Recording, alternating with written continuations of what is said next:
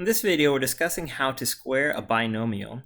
Now, you can square a binomial just by simply writing the binomial down twice and performing the standard multiplication procedure that we've been using. So you can certainly do this and then just FOIL, as people like to call it. So x times x is x squared, and then x times 6 is plus 6x, and then we have 6 times x is plus 6x, and then lastly 6 times 6, which gives you positive 36. So you could certainly do that, and if you did, when you combine the middle terms here, you would end up having 12x, because we have two 6x's, and then plus 36, and then finally we'd have the x squared. All right, so that's your solution, but if you look at it carefully, you'll see that there's a pattern that emerges.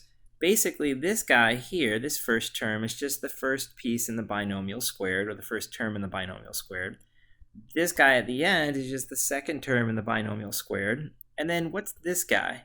Well, it looks like it's twice the product of these two terms, right? So if you multiply the x times the 6 and then you double that, you'll get the positive 12x that you need for the middle.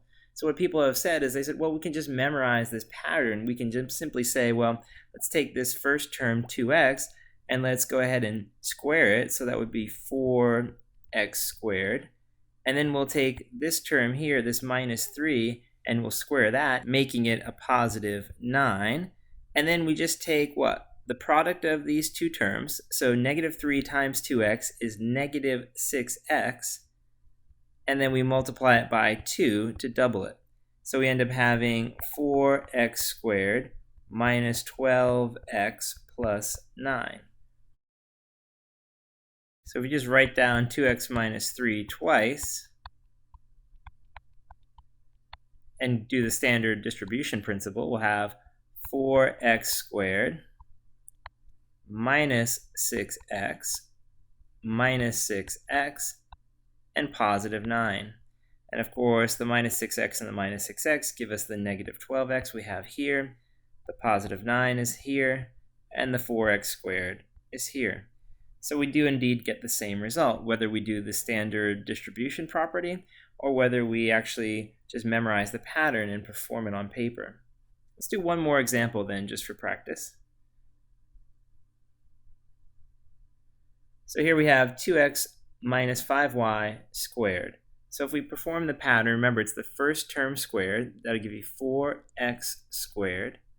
Then we can square the second term, so we'll do plus 25y squared. Don't forget, when you square a negative number, it becomes positive. And then lastly, it's the product of these two terms doubled. So if I have 2 times 5, that's 10xy, but it'll be negative 10xy, but we're going to double that, so we'll make it negative 20xy. So it'll be 4x squared minus 20xy plus 25y squared.